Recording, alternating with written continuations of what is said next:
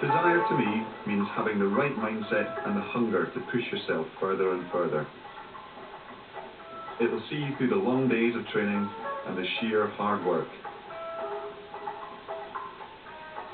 And when I was growing up, no one had more desire than Graeme Obree. He became a huge inspiration to me and countless others.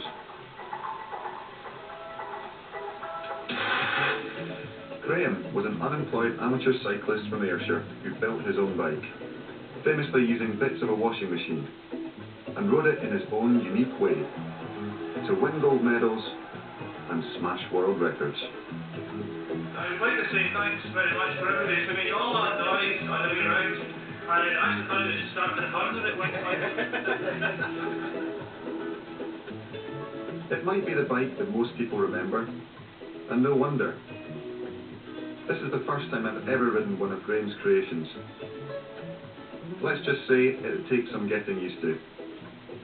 But it wasn't really the bike that inspired me.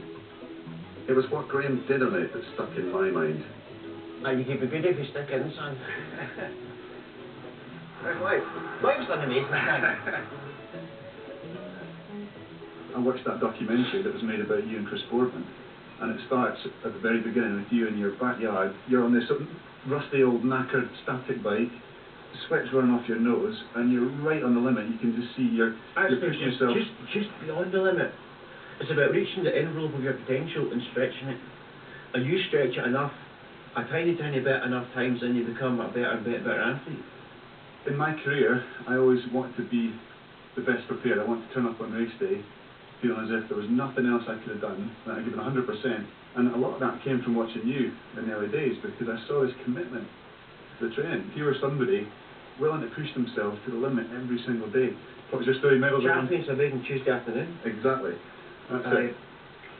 Actually, I feel now from a distance that actually being driven by the fear of regret, like if you got beaten and you hadn't trained to your very best, in your heart you know that, then the rest of your life you might have one chance at glory, and if you're not best prepared and you miss that by a fraction, and you know in your heart you hadn't done your very best, then you've got to live with that for your life. So the scene is set, ready for the final, and it should be a very tight tussle indeed. So I remember watching the final of the Pursuit in 1995, the World Championships. You're up against Colonelli.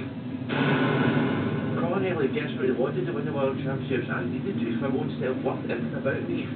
Without going into an entire documentary about my psychological situation at that time. But I actually needed to win that. Who wants this crown the most? It's only going up to 1 second now. It is desperately close.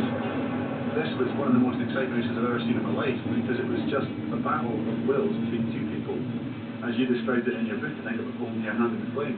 It's like the two of you were holding your hands in the flame, and whoever pulled away first lost the title. He was never going to win that. He was a chicken to the box, because I actually needed to win that. And that last lap it was, I'd rather die. I'm willing to die than get beat by Colonelli. Which sounds an eccentric thing to say, it sounds an absolute extreme mental illness thing to say. But if you're an astronaut and you're willing to enter a rocket ship that could blow up in space, it's perfectly respectable to say, I'm willing to accept I might die to go to the moon. Why is it not acceptable to go, I'm actually willing to accept heart failure to beat that tongue? Why is one acceptable and one not?